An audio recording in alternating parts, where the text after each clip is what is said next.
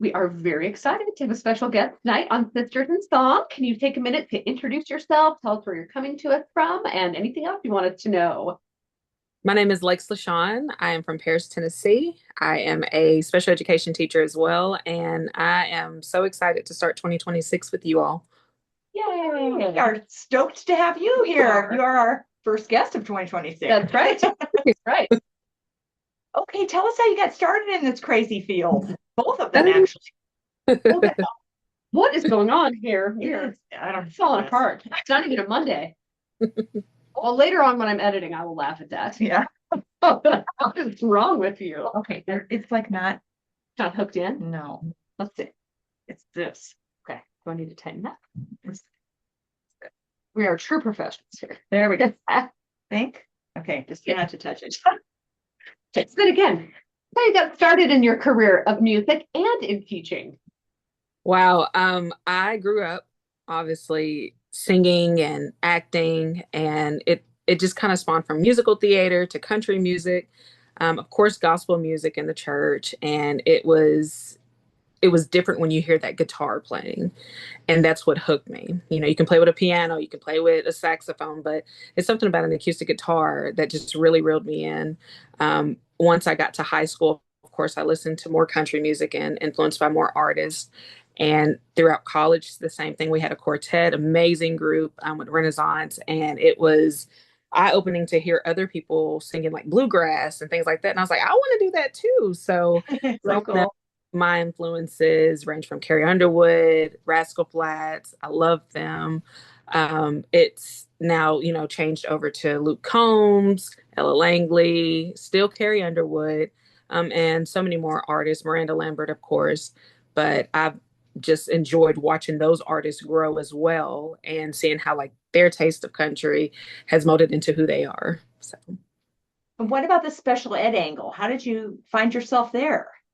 I went to a high school where we all, had different pathways. Education was not my first choice. It was business.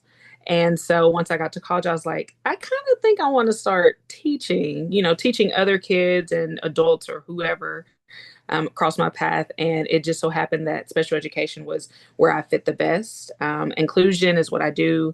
It's also known as resource. And it's a different teaching position. We go into the classrooms, the kids come to us for a portion of the day, and just seeing how kids learn differently, it just intrigued me. Very cool. Do you ever use music in the classroom? Every day. Yay. Every Love it. day. They That's get an very option of what they want to listen to, of course, instrumental, so it doesn't mess with, what they're thinking about. And they've just all expressed, like, can we listen to your music? I'm like, I don't have any instrumentals out yet, but sure. cool. See them like, that's you? You sing? I'm like, I told you. Did you not believe me? So it's really fun merging the two together.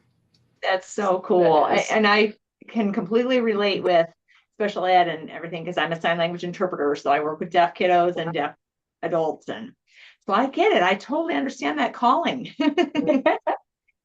What what actually got you started? Do you write your own songs? I guess that's my real first question. Do you write your songs or do you work with people?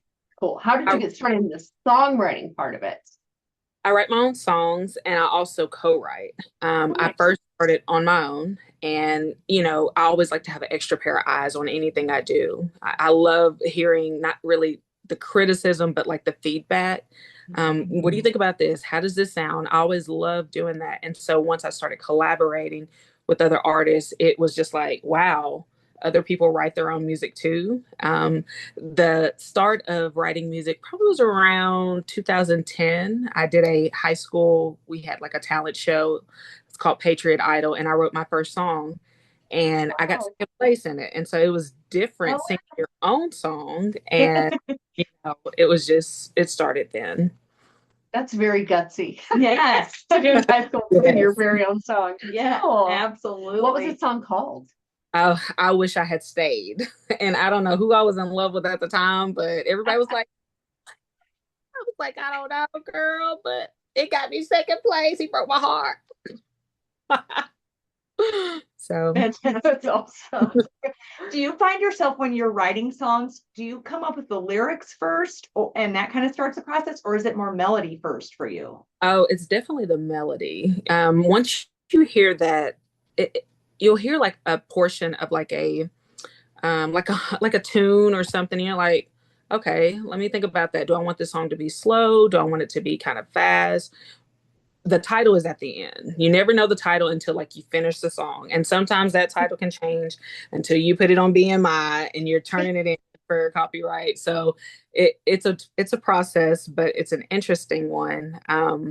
I love to hear the tune first, and then that's kind of what gets me going. Or I'll even look at okay, what style do I want it? Do I want it to be like a ballad, like a Chris Stapleton or Kelly Clarkson, or do I want it to be a beat like Ella Langley and Carrie Underwood? So it just depends on how you're feeling when you hear that tune. So cool. You mentioned acoustic guitar before. Do you play instruments? I have taught myself the last 2 years, and I have only made it to about 6 chords. That's, So I'm, hey, that's better than we're doing.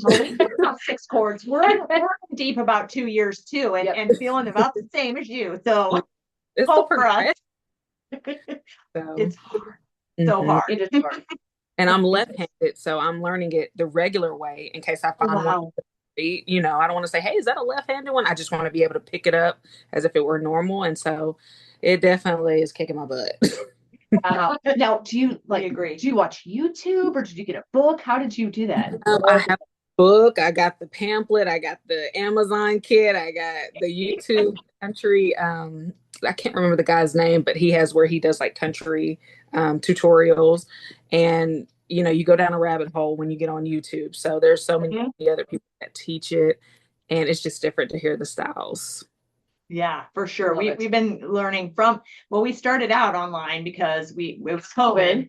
So we started out learning it from Fender, and then we decided we need an in-person thing and got a teacher. And then now we're kind of keeping the teacher, but going back to YouTube to get more of the song practice. So yeah, you can find everything on YouTube. Yep. No, thank Yeah. goodness. So when you're writing your songs, you talked about writing your melody first and then your lyrics. Do you think that you write more from personal experience, or do you feel like you do more from observation of other people? A bit of both. Majority of it comes from personal experience, but how many times can we talk about the same heartbreak? So, it's not spilling other people's tea, but it's like, oh my gosh, I can't believe she went through that. I feel bad for her. There's nothing I can do but write a song. You know, Right. that kind of spawns into another rabbit hole of like, well, what is this person going through, or an experience that I find myself in the middle at school with kids, and I'm just like, how can I help them? What is something that I would want done for me? And not just saying like writing a song, but the words with the song is what matters. And so there's a song that I wrote, and there was a bulletin board. It was called Remember Your Why. And so my song Real Love, it says Remember Your Why. And it's one of my favorite songs that I've written. And the inspiration from someone just putting up a silly bulletin board, and it came from that. So Do you find yourself writing every day, or is it something you kind of have to schedule yourself to do? it's more of I'm driving to work and I'm late and I'm like, oh wait, I gotta write this song before I forget the lyrics. It's always fun, and that's the fun part about it. If I do schedule a write, it would be like a co-write. Okay. Those tend to take a little bit longer because when you're with someone else and you got to set that time apart, and sometimes we have to come back to the table because writer's block, of course. Oh, but yes. it's a spontaneous thing.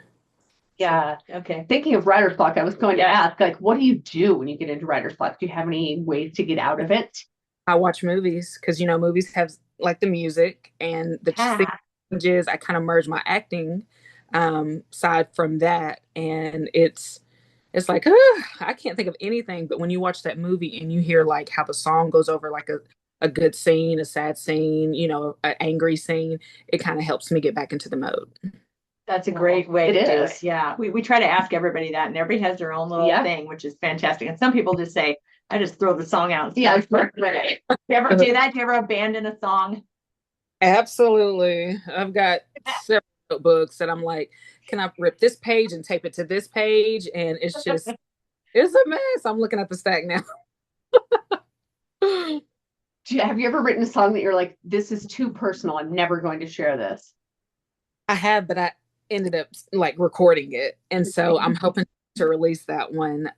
It's not bad personal, but it does get into the loss of my mom, the situation with my dad not, staying in my life and things like that. And I feel like that's kind of the tip of the iceberg. So I just left it at that. Yeah, yeah. But I think it will be good for listeners too, because then they can identify not just with you, but in their own life. So Yeah. I think it's cool that you're sharing it. I agree. Sometimes it's cathartic to hear, somebody else listen to a song that is cathartic for you with whatever you're going through at the time. So thanks for sharing. Yeah, we appreciate it. I'm just looking here at my little cheat sheet. Like we said, we're out of practice. Yes. Okay. Once in a while. Okay. Do you remember your first performance? Oh, yeah. What was it like, and where did you perform first? My first performance was at the Patriot Idol, and I did Whitney Houston, and then I came back and did my original song, and the nerves were crazy. It's always easy performing as a character in theater and on film because it's not you. But when they say, "Okay, Alexis," or "Hey, Lex, this is you," and I'm just like, I don't know who that is. And then all these emotions fill the room, and I'm just like, girl, it's you. You just be you. And it's the hardest thing and the hardest question. Like, tell me about yourself. It's always a freeze moment that we want to fly away from, but I still remember the nerves. I still get nervous. Did you have anything you do to prepare before going on stage? Any like rituals or? What I normally do the day of, I listen to the song 1,000 times. My biggest fear is forgetting the words. Oh no. Yeah. We set our standards to, oh, this has got to be perfect. This has got to be perfect. But now I turn it to, this has got to be relatable. If I cry in the middle of it, guess what? I cry. If I jam out and wig fly off, then hey, we're in the ball game. That's like, you just never know what to expect when you're in that zone. So you're self-taught on guitar. Do you read music? I do not read music. We don't either. Yep. Me. Yes, we don't either. And we were like, it's a lot of memorizing. Yeah, it's memorizing the chords and memorizing where your fingers go and all of that. And it's very hard, but I think I can tell when it goes higher or lower, but I have which note is which. Yeah, which note is which. And yeah, it's just tough. It's like math. I think that's the problem. Yeah. Yeah. Good with math.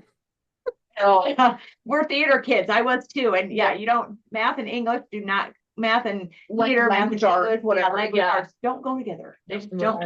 Do you feel like there's anybody, you talked about some of your influences. Do you feel like there's any one artist that made you say, I want to do this for a living? Definitely Carrie. I followed her from her American Idol journey. And I was like, I can't believe she won. And then seeing how her career spawned off. And so, of course, I'm going around. I'm like, I'm going to be a country star. And everybody's like, what are you talking about? I'm like, listen to me. Let me sing for you. And it just became like a proving thing. Like, oh, if Carrie can do it. And I didn't know how big Carrie was, as a teenager. And so it's a lifelong thing, when you start something that you love and you're passionate about. It's not let me pick it up today. It's an everyday thing. So I'm learning that every day you got to grow in this field and, be thankful for where it's at and who it puts you in front of. So thank you again for me. And so the connection continues to grow. And I think that's what people have to remember. It's a journey. Yeah, and she won like so many years ago, and she's still going strong and has so many hits and stuff. So yeah, you're well on your way too, girl. Your music is amazing. We appreciate you coming on and sharing stuff with us. Yes, absolutely. I had a question in my head and it just went out. It was me. I made you. I don't know. Do you feel like your music has evolved since you first started? Absolutely. You're talking about my personal music, right? Yeah. Yep. Yes. When I first got in the studio, I have a song, it's called Tonight, and the producer that recorded it is actually on there. And I was like, okay, I kind of like this. And I was like, ooh, cut that equalizer up. Ooh, cut that off. So I'm like, Uh, I kind of cringe a little bit because I was so, new in the recording space. And then the next song, I think I dropped it like a month or two later, and it's called Two Broken Blinds. And I wrote that one in my living room. And it is about my little sister and her first baby and, her fiance. And it's just like, okay, I can do this now that I have more meaning to it. And, Sure. I'm selective with, okay, do I like how the song feels? Is it too powering? And so now it's just like, okay, I'm kind of in a smooth selling, I just released Week and From the Start. And I just want to be able to broadcast like how I can go from like, that soft acoustic to let's tear the stage up and have a good time. So I think That hard that, hitting country. yes, I think that has really helped me out, like seeing where I grew and Yeah. how far I've come in the studio and just basking in that. So much fun though, that you get to do both the love of teaching and then the love of music. That's awesome. And our listeners love to hear where people start and how they evolve and everything. So so do we.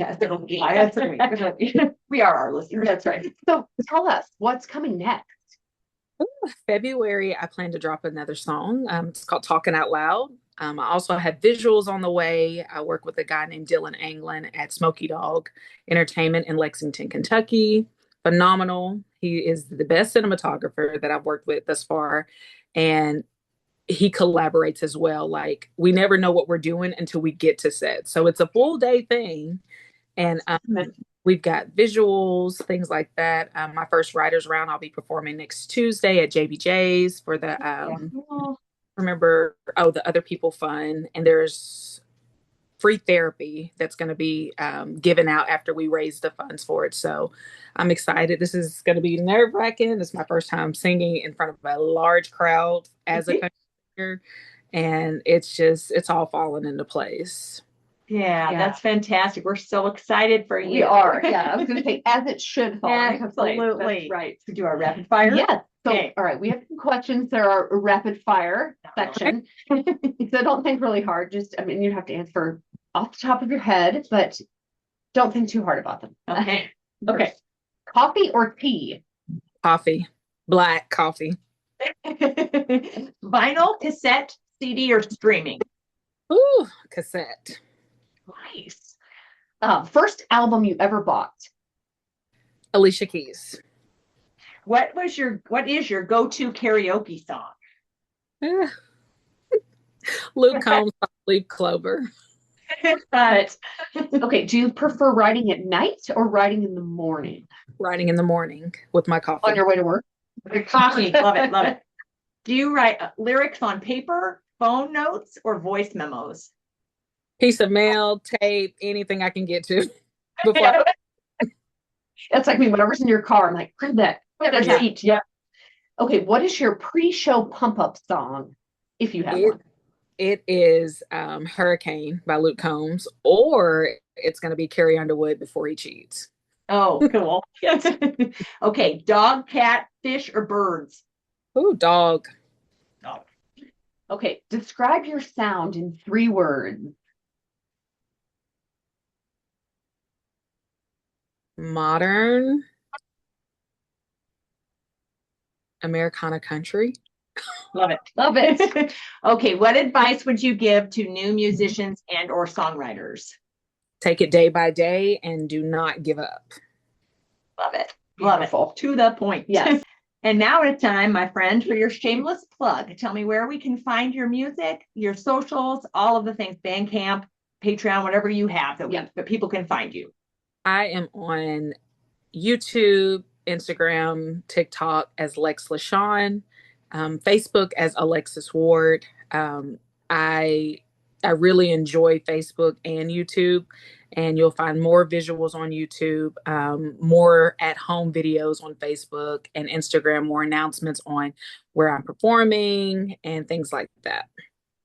Very cool. Thank you so very much. This has been amazing to get to know you. Absolutely. We're very stoked. Yeah. And I'm really excited that like videos are making the comeback. So I'm really excited to see the new one. I can't wait to. Might have to have you back on and ask you about your experience filming the new one. Your acting will all be like, so it'll blend well with that, and how fun. Yeah. Thank you so much.